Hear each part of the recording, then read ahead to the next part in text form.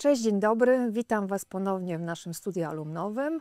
Teraz będę miała okazję porozmawiać z niezwykłą osobą, Marta Marczak, strateg marketingowy i specjalistka od marek, a ja pozwolę sobie Ciebie nazwać zaklinaczem brandów. Marta, często mówisz, że marka to coś więcej niż logo, komunikacja, kampania marketingowa, że to jest opowieść. Tylko jak stworzyć taką opowieść, taką historię, która nas, konsumentów, wciągnie, uwierzymy w nią i będziemy chcieli z taką marką zostać?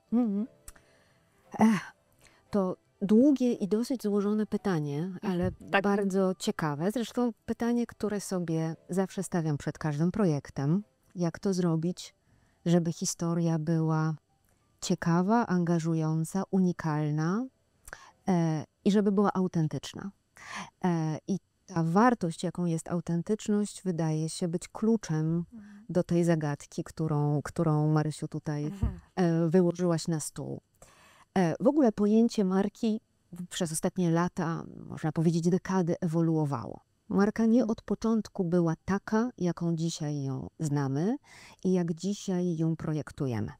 Kiedyś rzeczywiście na początku była po prostu emblematem, który miał świadczyć o jakości i ułatwiać konsumentom, ułatwiać klientom wybór najbardziej korzystnej oferty na rynku, czy to produktu, czy usługi. Rzeczywiście w czasie, w trakcie narastającej konkurencji, coraz bardziej złożonych gier rynkowych i coraz bardziej świadomych, oczekujących więcej konsumentów, marki ewoluowały. Dzisiaj stają się opowieścią, ale stają się jeszcze czymś więcej, stają się złożonym i wielowymiarowym doświadczeniem. Czyli nie tylko gadanie, nie tylko storytelling, ale przekładanie gadania w działanie. Tak zwany story doing. Troszkę bierze się to stąd, że przez wiele lat marki snuły opowieści, a zdarzało się, że za tymi opowieściami nic nie stało. Że były fasadowe, były puste. W związku z tym widzimy też do dzisiaj takie zjawisko pewnego dystansu konsumentów wobec marek, pewnego niedowierzania, pewnego sceptycyzmu, a nawet kryzysu zaufania. No i teraz, żeby się z tego wykaraskać, to właśnie sama opowieść nie wystarcza, liczą się czyny, liczy się doświadczenie. Więc marki stają się pewnego rodzaju projektami, które mogą być, i to się podoba konsumentom, szczególnie młodym konsumentom, współtworzone, współkreowane przez swoich klientów. Marki coraz chętniej tworzą też społeczności swoich odbiorców. Już też odchodzimy od takiego myślenia o grupach docelowych, co zakładało taką dosyć bierną postawę ludzi, którzy byli brani na celownik, a następnie upatrywani przez markę, która wysyłała do nich obietnicę, komunikat, jakieś zaproszenie, a stają się właśnie społecznością, która jest aktywna i współdziałająca. Każdą markę tworzy się inaczej i do każdego projektu przystępuje się w inny sposób. I oczywiście są klasyczne narzędzia, które pozwalają ten proces przeprowadzić efektywnie i szukać w dobrych miejscach inspiracji i pomysłu, ale tak naprawdę, jeżeli marka ma być, tak jak pytasz, jak ma być prawdziwa, angażująca, ciekawa, to ona musi złapać tą swoją prawdę i znaleźć swoją opowieść w czymś, co jest jej. Bardzo często to jest mit założycielski i niekoniecznie marka musi mieć 120 lat, żeby taki mit posiadać. Ona może mieć tydzień, ona może mieć 2 dni, ale zrodziła się w wyniku jakiegoś impulsu twórcy, prawda? Z jakiejś potrzeby, z jakiegoś przekonania, z jakiejś tęsknoty, z jakiejś misji. W związku z tym ten mit założycielski nie musi być historycznie długi. Dzisiaj udaje się markom, które są szczere, które są prawdziwe, które nie tylko opowiadają, ale działają i które potrafią pozostawać w dialogu z konsumentami. Właśnie, a powiedziałaś o tym współtworzeniu marki, a jakieś przykłady, jak to robić w praktyce? No, są takie bardzo proste, myślę, przykłady, które widzimy od lat w wielu kategoriach. To jest oddanie konsumentom na przykład w ich ręce, ich wyobraźni różnego rodzaju projektów, na przykład współtworzenie nowych produktów, nowych smaków, nowych formatów opakowaniowych. Ale to też jest zaproszenie i bycie razem w różnego rodzaju projektach. To mogą być projekty pozytywnego wpływu na rzeczywistość, projekty społeczne, kiedy ludzie mają wrażenie, że uczestniczą w czymś ważnym. No, taką marką jest Wielka Orkiestra Świątecznej Pomocy. To oczywiście też wypływa z natury tej marki, z jej celu istnienia, z tego, w jakiej sprawie działa, do czego została powołana. To mogą być projekty, które polegają na współprodukowaniu treści, czyli już nie tylko marka generuje content, który ma być ciekawy dla ludzi, który ma być angażujący, w jakiś sposób inspirujący, wartościowy, z jakiegokolwiek punktu widzenia. Czasem to może być rozrywka, nie zawsze treści edukacyjne, a czasami, i to się zdarza coraz częściej, to mogą być treści generowane przez ludzi, którymi oni się dzielą i którymi tak naprawdę wypełniają przestrzeń, jaką właśnie jest świat marki. To mogą być różnego rodzaju akcje, to mogą być różnego rodzaju challenge, to mogą być różnego rodzaju rekordy, przekraczanie jakichś granic. I znowu nie mam na myśli tylko jakichś ekstremalnych wyczynów, ale to jest bycie po prostu w ciągłym dialogu, słuchanie tego, na co miałaby ochotę grupa docelowa, co moglibyśmy, czy ta społeczność właściwie powinnam powiedzieć, co byśmy mogli wspólnie przedsięwziąć. To są festiwale muzyczne. Przecież Męskie Granie jest projektem marki Żywiec i wspólnym doświadczeniem, kreowanym przez artystów, ale też przez uczestników tego wydarzenia. Więc tego typu projektów, które mają być unikalne, jest coraz więcej. No a ich charakter zależy też od tego, czym zajmuje się marka, jakie jest jej pole kompetencji, jaki jest jej sens i koncepcja. Okej. To takie troszkę może przewrotne pytanie przychodzi mi do głowy. W dzisiejszym czasie, kiedy wszystko jest na już, na teraz, kiedy mamy AI tak naprawdę i bardzo możliwe, że za chwilę to agenci AI będą za nas kupować, to czy nadal te marki będą miały takie znaczenie i sens? Czy też może właśnie coraz bardziej te współdoświadczenie będzie miało znaczenie? Ja tak właśnie myślę, że ze względu na niezwykle szybki, zadziwiający rozwój sztucznej inteligencji, nowych technologii, właśnie to przeżycie i doświadczenie będzie czymś unikalnym i będzie jednak cały czas miało moc uwodzenia ludzi. Nie uwodzenia algorytmów, nie uwodzenia technologii, ale właśnie nas, ludzi. Że właśnie w tej przestrzeni przeżywania czegoś niezwykłego my będziemy widzieli wartość spotkania z marką. Bo rzeczywiście całe mnóstwo procesów się zdigitalizuje, prawda, uprości, zautomatyzuje. Będzie marketerom coraz trudniej tak naprawdę się skontaktować z ludźmi. Ten content generowany przez marki też może ulec pewnej standaryzacji ze względu na użycie technologii. Dlatego mnie osobiście technologia niezwykle zadziwia, zaskakuje, ale też trochę się jej boję. Boję się jej jako humanistka i boję się jej też jako osoba, która właśnie stara się kreować w kontekście emocji, potrzeb, wartości. Bardzo bym chciała, żeby ten czynnik ludzki, takiego rozumienia, takiej empatyzacji cały czas w brandingu był mocno obecny. To, co mnie pociesza i też inspiruje, to to, że każdy trend budzi zawsze kontrtrend. I tak jak widzimy właśnie taką ogromną przestrzeń ułatwiania sobie życia, ułatwiania sobie pracy, co oczywiście jest doskonałe w niektórych obszarach przy użyciu AI-a, tak widzę też, że zyskuje w brandingu na przykład narracja, która mówi o twórcach, która pozwala doświadczyć śladu twórcy w produkcie, w opakowaniu, właśnie w komunikacji, która pokazuje, że stoi za tym wszystkim prawdziwy człowiek ze swoimi emocjami, ze swoją unikalną osobowością. Coraz częściej też mówi się o tym, że ten udział człowieka stanie się jakimś takim elementem luksusowym, elementem, który będzie budował status premiowy marki.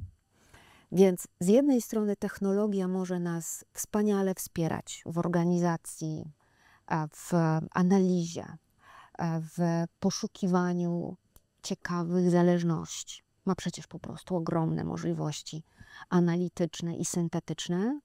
Natomiast nie chciałabym jej oddać całkowicie kreacji i nie chciałabym jej oddać całkowicie komunikacji, bo wtedy nas to pozbawi też takiej ekscytacji w tego typu pracy, w tego typu projektach. To prawda.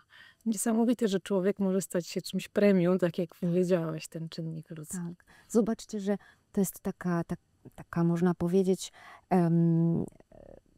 taki trend, który mówił, że premium będzie to, co automatyczne. Dzisiaj czasami jesteśmy zmęczeni tym, co automatyczne, prawda? Mówimy, dajcie człowieka, dajcie jego emocje, dajcie tą unikalną iskrę w relacji, prawda? Czyli to jest właśnie spróbowanie jednego, tęsknota za drugim. Słyszałam ostatnio o takim bardzo ciekawym przykładzie, jak w którejś z niemieckich sieci handlowych w kontrze do szybkich kas i kas samoobsługowych stworzono tak zwane slow tracki. Dla osób, które się nie spieszą, dla osób, które lubią sobie przy kasie pogadać z drugą osobą. I te kasy, te stanowiska wcale nie są puste. Dużo się tam gromadzi, na przykład osób starszych, które po pierwsze mają potrzebę pomocy przy całej tej procedurze kasowania produktów zakupionych, ale też mają potrzebę pogadania z kasjerką. Co słychać, a jaka pogoda, a jak córka, a jak wnuki, a czy ten, nie wiem, tam chleb, który pani kupuje, to dobry, niedobry, tak po prostu po ludzku, prawda? Czyli znowu powrót do takich starych wzorców zachowań i relacji. Właśnie, też wydaje mi się, że o tym słyszałam jako pewnego rodzaju remedium na kryzys samotności, który teraz coraz jest bardziej powszechny tak naprawdę. Tak. I tak, to jest... Dużo jest takich historii. Mówi się też, prawda, o zmęczeniu ekranami, o zmęczeniu monitorami, o przemęczeniu cyfrowym. Stąd Cyfrowy detoks. cyfrowy detoks, tak, wakacje, digital detoks, weekendy, które mają nas odizolować, nie? Od chociażby komórek, smartfonów. Ale coraz więcej, dlatego też mamy w marketingu takich projektów z zakresu marketingu imersyjnego, czyli właśnie tego wejścia w fizyczne światy marek.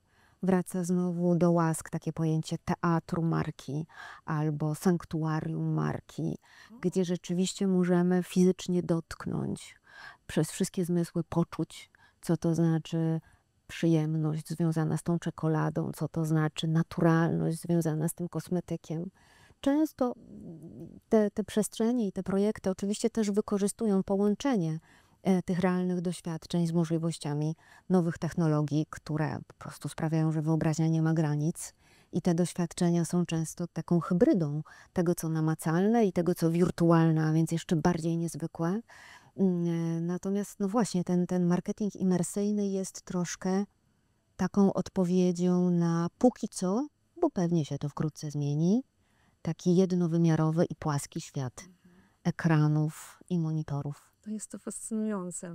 Podobnie jak ty, mnie technologia fascynuje i też troszkę mam do niej obawy, tak, ale też jestem bardzo ciekawa, gdzie dojdziemy, co będzie za chwilę, bo to się zmienia prawie że z dnia na dzień. Bardzo szybko, myślę, poczujemy zapach i fakturę. To tak, to może być bardzo ciekawe. A chciałam też nawiązać do twojego obecnego pracodawcy, bracia sadownicy, którzy otrzymali zresztą nagrodę Super Brands za silną markę. Jak to zrobili? Jak buduje się taką silną markę, która myślę, mam nadzieję, nie zginie w tym technologicznym świecie, bo ją będzie można doświadczać, smakować. Tak. Bracia Sadownicy to jest właśnie taki projekt, tak jak mnie pytałaś na początku o taką receptę, czy też zasadę zbudowania wyrazistej, ciekawej marki, to oni właśnie poszukali takiej prawdy w sobie. Bracia istnieją naprawdę. To jest taka odpowiedź, która zawsze, jak ktokolwiek mnie pyta o to często pytają ludzie, czy bracia istnieją naprawdę. Mówię tak, istnieją. To jest firma rodzinna, która pochodzi ze Śmiłowic. To jest takie siedlisko rodzinne na Kujawach, gdzie rzeczywiście od wielu pokoleń rodzina posiada swoje sady, wcześniej uprawy warzyw. Ta historia sięga już 5 pokoleń. Oczywiście dzisiaj firma jest już całkiem spora, to nie tylko bracia, też się śmiejemy wewnętrznie, ale i siostry. Oczywiście nie wszystkich łączą więzy krwi, ale łączy jakaś taka niezwykła pasja właśnie do smacznych, prostych rzeczy, robionych w taki tradycyjny sposób, ale z nowoczesnym twistem. To, co robią bracia, my sobie nazywamy taką neokraftową filozofią robienia produktów, robienia soków, napojów, przekąsek na bazie jabłek. I to, co jest charakterystyczne dla tej marki, to to, że ona się właśnie ustawiła w pewnej takiej kontrze do pędzącego świata. Jest wierna właśnie takim zasadom jak prostota, jak taka naturalność, jak ciekawość, wyobraźnia, ale właśnie w ramach takiej uczciwości produktowej. Robi wszystko starannie. To jest taka marka, która dba o każdy szczegół. To jest doskonała, wspaniała identyfikacja wizualna, która mimo to, że marka już za chwilkę będzie miała swoje 7-8-lecie, wciąż jest bardzo świeża i bardzo inna. Wyróżnia się na półce podobnych produktów. To jest taka uczciwość i konsekwencja w komunikacji. My się zawsze mocno ekscytujemy, co jeszcze można opowiedzieć o jabłkach. Jak na inne, nowe sposoby można je podać. Z czym je połączyć. W jaki sposób pozwolić doświadczyć tego produktu, tej usługi, tego właśnie, jak budować to doświadczenie. Więc wydawałoby się, że taka dosyć wąska specjalizacja czy kompetencja może być ograniczeniem, ale tak naprawdę ona jest wyzwaniem i sprawia, że właśnie trudne zadanie staje się bardzo takim ciekawym, ekscytującym zadaniem. Oprócz tego niezwykle nobilitującego nas wyróżnienia Super Brands, zdobywamy też nagrody za innowacje produktowe, więc okazuje się, że można z tego jabłka wytłoczyć sporo. Zresztą taką zasadą, która też nas inspiruje do rozwoju produktowego, jest to, że podajemy jabłko we wszystkich stanach skupienia. Trochę chcemy... W lotnym też? W lotnym to jest dobry pomysł. Ja może coś tutaj... Zapach. Taka inspiracja może się zdarzyć. Rzeczywiście najbardziej aromatyczny i taki zmysłowy jest sad. Albo właśnie w trakcie kwitnienia wiosną, albo w trakcie takiej pięknej jesiennej też metamorfozy i zbioru jabłek. Bardzo zapraszam do rozglądania się po mieście we wrześniu i w październiku, bo pokażemy się po raz pierwszy troszkę bardziej i będziemy chcieli też o sobie coś więcej opowiedzieć. No a taką też zasadą tej marki jest to, że ona robi po swojemu i inaczej niż reszta kategorii. Stawia się troszkę w kontrze do szybkości, właśnie do masowości, mimo to, że jesteśmy marką ogólnopolską o całkiem fajnej, dobrze zbudowanej dystrybucji i zasięgu. No i zobaczymy, co dalej, co jeszcze z tego jabłka można, chciałoby się powiedzieć, wycisnąć, ale powinnam powiedzieć wytłoczyć. To czekamy, będziemy obserwować, A my się będziemy co będzie wytłoczone. Tak się zastanawiałam przed naszą rozmową, bo ty kończyłaś socjologię. Co cię właśnie skusiło, żeby pójść w stronę marek, komunikacji marek, strategii marketingowej? Ale to w sumie też są zjawiska społeczne, prawda? Tak. To, co się dzieje wokół marek. Tak. Ja sobie, zawsze mnie jakoś też inspiruje taka zasada, nie wiem, nie pamiętam, czy gdzieś to usłyszałam, czy przeczytałam, że marka jest częścią kultury, ale też twórcą kultury. Że potrafi na nią wpływać, kształtować ją, a jeżeli jest silna, jeżeli jest wyraźna, jeżeli jest w jakiś sposób istotna dla ludzi, to staje się właśnie takim elementem ich rzeczywistości. Czasami potrafi, i to są wielkie sukcesy, trwać całe dekady, a może i wieki. Ja myślę, że zainspirowała mnie i pchnęła i na socjologię, i do brandingu. Oczywiście, że było trochę w tym przypadku też, ale ciekawość ludzi, ciekawość tego, co właśnie jest w stanie ich poruszyć, wywołać emocje, ciekawość tego, jak pewne idee rosną i się rozwijają. Też jakaś chyba taka sztuka wywierania wpływu i skutecznej komunikacji. I nie ma marek bez ludzi. I zawsze, jak też czasem mam okazję opowiadać o tym, gdzie należy zajrzeć, żeby stworzyć markę, to są takie 3 pudełeczka, w które trzeba zajrzeć.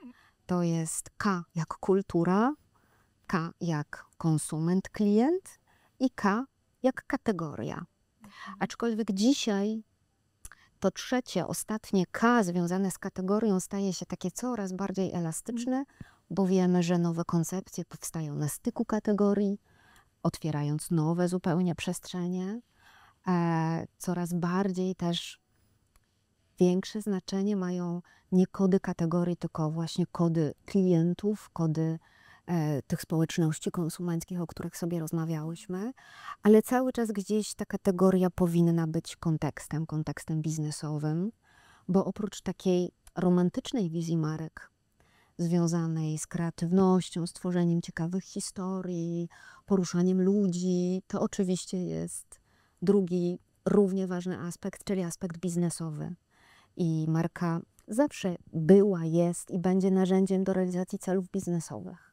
Dlatego tworząc nowy projekt, trzeba się zawsze zastanowić, gdzie jest jego źródło wzrostu, gdzie jest jego tak naprawdę otoczenie, wobec czego on będzie odnoszony. I to są analizy biznesowe, to są analizy kategorialne, aczkolwiek to też jest taki mit, że markę pozycjonujemy na rynku. Tak nam się wydaje. My ją pozycjonujemy w świadomości klienta. Więc znowu połączenie tej takiej humanistyki i takiej empatii z tym kontekstem biznesowym i rynkowym. I nigdy tak naprawdę samych danych twardych nie zbudujemy koncepcji. One są bardzo ważną podwaliną. One są niezwykle ważnym komponentem analitycznym, który pozwala nam zdefiniować obszar dla zbudowania koncepcji. Ale żeby ją zbudować, trzeba uruchomić empatię, wyobraźnię, kreatywność, odważne spojrzenie, pomysłowość. Jasne. Więc to jest zawsze takie sklejenie lewej i prawej półkuli. Najciekawsze. Najciekawsze i to jest chyba fajne właśnie i najbardziej ekscytujące, przynajmniej dla mnie, w budowaniu marek, w brandingu. No właśnie, jeszcze troszkę o markach, zresztą to przewodni temat naszego spotkania. Marki też przechodzą rebranding, czasem dość taki mocny. Teraz przykładem jest chociażby PWC, które też się zmienia i transformuje. Dlaczego marki się na to decydują? Bo wszystko się zmienia. Bo wszystko się zmienia się zresztą coraz szybciej. Ale nigdy to nie jest oczywiście fanaberia czy kaprys. Zawsze stoi za tym jakiś cel strategiczny. Zmieniają się kody kulturowe. Inaczej kiedyś wyobrażaliśmy sobie i też innych ekspresji wizualnych używaliśmy na przykład do zakomunikowania, nie wiem, szybkości, efektywności, skuteczności. Prawda? Kiedyś takimi elementami była szybka kolej parowa. Dzisiaj już wiemy, że umieszczenie czy wykorzystanie takiej ikony komunikowałoby coś zupełnie innego. Komunikowałoby być może jakąś nostalgię, komunikowałoby być może jakąś tęsknotę, a może nawet i ciężkość, a może i ekologię, ze względu na to, że kolej pozostaje nadal ekologicznym transportem w dużej mierze. Wiemy, że dzisiaj potrzebujemy innych znaków, innych symboli, żeby te same wartości zakomunikować, ponieważ właśnie mamy do czynienia z tymi kulturowymi zmianami, kulturowymi przemianami. Więc po prostu marki muszą się przebrać czasem, aby wyglądać adekwatnie i aby dobrze, we właściwy sposób komunikować swoje intencje. Następują zmiany kompetencji marek, ich poszerzenie, ich zawężenie, specjalizacja, to też jest kolejny powód. Czasami następuje zmiana grup, z którymi marka chce rozmawiać, albo właśnie wchodzi na nowe terytoria i znowu musi nauczyć się mówić językiem, który pozwoli w sposób czytelny zakomunikować swoje obietnice, swoje siły, swoje wartości. Czasami jest tak, że czujemy, że jakaś identyfikacja wizualna po prostu się zestarzała. Nie jest wystarczająco ekscytująca na przykład dla nowych pokoleń konsumentów albo nowych pokoleń pracowników. Marka to jest też to narzędzie, które nie tylko pozwala nam komunikować się ze światem zewnętrznym z perspektywy firmy, ale jest również narzędziem do budowania kultury organizacyjnej, do rekrutowania nowych ludzi do pracy, pozyskiwania najlepszych specjalistów, prawda? Do budowania swojej pozycji względem konkurentów. Więc marka patrzy nie tylko w stronę klientów, w stronę tą komercyjną, ale patrzy też w dużej mierze do środka, do wewnątrz organizacji. Zresztą do wewnątrz najpierw powinna być spozycjonowana, ponieważ wszystko, co robi marka, jest marką. Więc wszelki kod zachowań pracowników, to w jaki sposób wygląda wnętrze, to w jaki sposób marka mówi o sobie, o swojej działalności na social mediach, to w jaki sposób wygląda obsługa klienta, relacje z ludźmi, którzy przychodzą biznesowo nas odwiedzić i zrobić z nami jakiś biznes, podjąć jakąś relację. Więc jakby to wszędzie, w tych wszystkich aspektach ta koncepcja i idea powinna się przewijać. Więc zazwyczaj ten rebranding, bo też należy rozgraniczyć takie dwa pojęcia, które często są sklejane i mogą też iść w parze. Rebranding i repozycjonowanie marki, prawda? Rebranding to jest to odświeżenie, zmiana środków wyrazu, sposobu komunikowania się ze światem, zmiana identyfikacji wizualnej, komunikacji bardzo często, a repozycjonowanie to też zmiana koncepcji, przeniesienie się w inne miejsca, w świadomości czy na rynku. Czasami te dwa procesy się splatają i są tożsame, czy też są równoległe. No i tak, wszystko się zmienia. Zmieniają się nośniki. Dzisiaj też jak projektujemy logotypy, no to widzimy taką cross-kategorialną, ważną tendencję do upraszczania wszystkiego. To jest też związane z tym, gdzie z marką możemy się spotkać. Jeżeli to są smartfony, jeżeli to są małe ekrany, to logotyp musi sobie w tym nowym środowisku digitalowym ładnie radzić, prawda? On musi być elastyczny, organiczny, dopasować się do różnych nośników, wędrować przez nie, dobrze wyglądać w małej skali, dobrze wyglądać w dużej skali. Więc też te zmiany, chociażby technologiczne, powodują to, że marki morfują. Powiem ci, że to jest niesamowite, ile aspektów się składa, ile różnych płaszczyzn tak naprawdę na markę. I na ile rzeczy trzeba zwrócić uwagę. W ogóle nie pomyślałam, powiem ci szczerze, o tym, że faktycznie małe przestrzenie wymagają też innego rodzaju Często taki test, jak pracujemy z nowym logotypem, to on wspaniale wygląda na boardach, wspaniale wygląda na slajdach, prawda? Natomiast zawsze warto zrobić ten test, zróbmy to na małym ekranie i zobaczmy, czy czasem z tych różnych znaczków, ornamentów, smaczków graficznych, które świetnie wyglądają w dużej skali, nie robi się nam takie mrowisko. I czy nadal uzyskujemy, czy utrzymujemy czytelność tego znaku i jego odpowiednią temperaturę, odpowiednią tonality, prawda? A ponieważ dzisiaj ten świat nam się tak łatwo pomniejsza, powiększa, płynie, to mówi się też o tym, że marki muszą być organiczne i dopasowywać się do różnych nośników. A zarazem cała sztuka zrobienia tego polega na tym, że one muszą być morficzne, a zarazem nie tracić wyrazistości, wciąż być rozpoznawalne i dobrze, prawda, identyfikowalne, no bo to w końcu jedna marka. Dokładnie tak. No i to też stało tutaj, jeśli chodzi o ten rebranding, zmianę PWC, też właśnie, że ten świat pędzi, żeby to było trochę prostsze, bardziej przejrzyste w komunikacji. I stała się ta marka bardziej dynamiczna. To jest kwestia chociażby, prawda, to są takie rzeczy, którymi zajmują się semiotycy, właśnie tego, jak różnego rodzaju znaki, symbole wpływają na nasze wrażenia, na naszą percepcję, a potem kodowanie pewnych zjawisk, pewnych pojęć, a więc i brandów w naszej świadomości. I to pochylenie, które uzyskało PWC w nowym znaku, no dało tej marce przyspieszenia, dało jej takiej większej dynamiki. zarazem zachowując pewną konsekwencję, prawda, że jedno wynika z drugiego. Zdecydowanie. Więc to jest niezwykle ciekawe i nie polega to tylko na wodolejstwie, jak bardzo dużo można wyczytać z takich znaków. I teraz oczywiście ludzie, którzy się tym interesują, będą sobie to rozbierać, dekodować i mogą o tym gadać i wzajemnie się inspirować, żeby mówić jeszcze więcej. Natomiast na większość osób to oddziaływuje i już. I dobry logotyp ma właśnie tą siłę poniesienia tych znaczeń, na których nam zależy, w sposób szybki, spójny, jednoznaczny. I za tym idzie też określona komunikacja, też taka wprost, bezpośrednio chcemy docierać do tych klientów.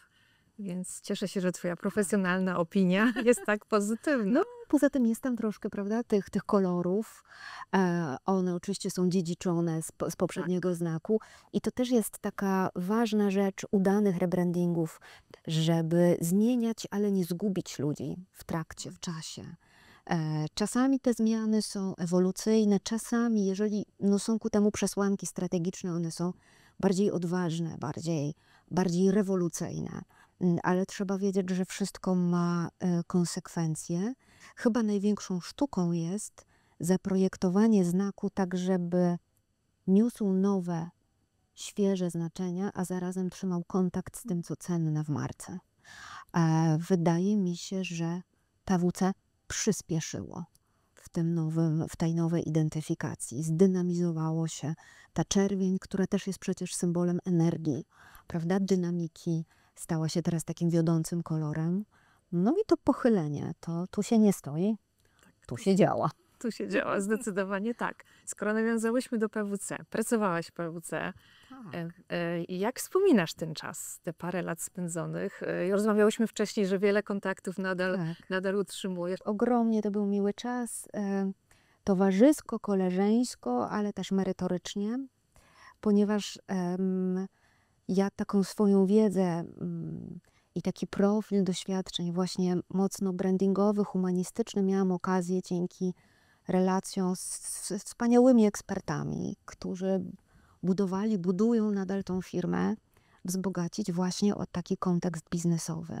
Zarówno jeżeli chodzi o relacje z poważnymi partnerami biznesowymi, ale też właśnie to rozumienie, gdzie marka się znajduje w tym procesie, gdzie ona musi wspierać i jak ona musi się też dopasować, że marka wobec biznesu nie może być arogancka, przerośnięta. Więc naprawdę wspaniały czas. Ja się niezwykle dziwię, kiedy sobie uświadamiam, że to było 5 lat, bo to minęło jakoś niezwykle szybko. To znaczy, że było ciekawie. To znaczy, że było bardzo różnorodnie. Rzeczywiście wiele takich relacji nadal sobie cenię i z wielką też przyjemnością przyjęłam twoje zaproszenie, Marysiu, do tej rozmowy i jest mi tutaj bardzo, bardzo miło być w biurze, które też świetnie mi się kojarzy i mam zaraz jeszcze wielką nadzieję spotkać kilka znajomych osób, a tych, których już tutaj nie spotkam, to może właśnie mam okazję serdecznie pozdrowić. Więc również poza firmą gdzieś takie kontakty z niektórymi osobami, które też w innych miejscach kontynuują swoją pracę zawodową, utrzymuję i zawsze gdzieś to PWC też jest takim naszym wspólną taką platformą doświadczeń. Bardzo mnie cieszy to, co mówisz, bo odpowiadając za program alumnów, to mnie tak osobiście cieszy. Tak. To Zresztą przecież jak jest ten sentyment do firmy, do ludzi. Ja Tak, uważam, że to tak. wiadomo, firma to ludzie, a tu naprawdę pracują ludzie, z którymi chce się trzymać kontakt. Tak, to pierwsza rzecz. Zobacz, ile wymieniłyśmy osób, zanim zaczęłyśmy nagranie, że a ten kto, czy ktoś jest, czy ktoś był. Więc rzeczywiście ta społeczność jest bardzo sympatyczna i myślę zgrana. A poza tym PWC to jest firma, która naprawdę jest nobilitująca i prestiżowa. I ja też widzę, jak dużo ona wnosi do takiej mojej osobistej ścieżki rozwoju. Jak budzi zainteresowanie ludzi, z którymi rozmawiam biznesowo, którzy zawsze z taką dużą ciekawością, ale też szacunkiem. Ojej, to jest coś, to jest ciekawe, to jest taka właśnie nobilitacja. Więc strasznie jestem wdzięczna, że miałam okazję tutaj być, rozwijać się i poznać naprawdę masę fajnych osób. Ja się bardzo cieszę, że miałam okazję Cię poznać. Cieszę się, że przyjęłaś zaproszenie. Ja dziękuję do naszego małego, no może nie takiego małego, Bardzo przytomnego. przytulnego studia. Bardzo Ci za to dziękuję. Ale jeszcze pytanko mam. Takie może spoza marek, Tak. czy coś Cię jeszcze tak nakręca, interesuje, jakieś hobby, pasje, czy nie ma na to już przestrzeni? Nie, musi być, bo to też trzeba odetchnąć i mieć taki jakiś swój azyl. Ja mam taką pasję, ale teraz właśnie tak się uświadamiam, e, ona jest czymś zupełnie innym, ale ja i tak wykorzystuję ją w pracy. I ja się fascynuję historią sztuki. I miałam okazję zrealizować sobie takie studia podyplomowe i wydawałoby się, że ta sztuka, jej historia i w ogóle to są jakieś takie rzeczy dalekie i tak jest. To potrafi przeczyścić głowę, to potrafi dać jakieś takie zupełnie inne niż biznes wrażenia i emocje, ale z drugiej strony to jest świetne ćwiczenie właśnie dla wyobraźni, dla jakiegoś takiego poszerzania banku pomysłów, który się nosi w głowie. Też uczenia się od różnych artystów, jak na różne sposoby można opowiadać niezwykłe rzeczy. Sztuka też jest zawsze taką forpocztą zmian. Artyści jakoś przez to, że czują więcej niż pozostali, widzą pewne rzeczy szybciej. Nawet mówię teraz, że w tym świecie technologicznym oni używając technologii też już widzą dalej. Tak, więc oni są dla mnie równie ważni jak trendsetterzy i jak opinion liderzy w świecie marketingu czy brandingu. Abstrahując też od jakiejś takiej uczty estetycznej, która jest z jednej strony znowu oddechem i przyjemnością, ale też bywa inspiracją. Więc to takie niezwykłe moje szczęście, że właśnie takie zainteresowanie i pasja, która jeszcze jakoś tam jak trzeba, to mnie zasila w pracy zawodowej, rzeczywiście jest. Więc jest to na pewno jakiś taki fajna przestrzeń od postępu do rozwoju. O tym opowiadasz. Ja ostatnio tak troszkę zaczęłam wchodzić w ten świat sztuki, trochę oglądam, śledzę aukcje młodej sztuki, nawet jakiś obraz zakupiłam, więc tak też. No to wspaniale. Więc tu jest. Tak, wspaniale. No oprócz tego, że bardzo często, że biznes i sztuka wcale nie leżą tak daleko, bo przecież są marki, są firmy, które w sposób bardzo ciekawy, mądry wykorzystują art branding, wspierają młodych twórców, mają swoje wspaniałe kolekcje, ale też, co niezwykle ciekawe, potrafią wykorzystać sztukę do tego, żeby budować kulturę organizacyjną i żeby pobudzać kreatywność swoich zespołów. I to też jest takie niezwykłe odkrycie i nowy aspekt, który warto mieć na oku. Czyli tak naprawdę wszystko się gdzieś może przenikać i wzajemnie na Wszystko ze wszystkim jest powiązane, tak mówią astrolodzy. Marta, rodzi mi się milion pytań jeszcze do ciebie, ale to może już tak na koniec. Czy to ze sztuki, czy ze świata marek, czy w ogóle może z innej przestrzeni? Czy byś coś miała takiego, książkę, film, podcast do polecenia naszym alumnom? To takie mundanie na koniec, gdzie staramy się tak inspirować trochę nawzajem. Tak, wiecie, czytam masę biografii artystów. Wydają mi się jakieś takie właśnie bardzo otwierające oczy. Pozwala to też tak poczuć, jakby to było mieć inne życie. Ale ostatnio czytam dużo właśnie o nowej technologii. Może dlatego, żeby lepiej ją zrozumieć. Może żeby lepiej ją oswoić. Może żeby trochę się też oswoić z nią. Więc sporo tutaj jakichś takich książek, Buktechy ostatnio przeczytałam. To taka też ciekawa rzecz, ale ona bardziej też mówi o takiej trochę ciemnej stronie dużych korporacji cyfrowych.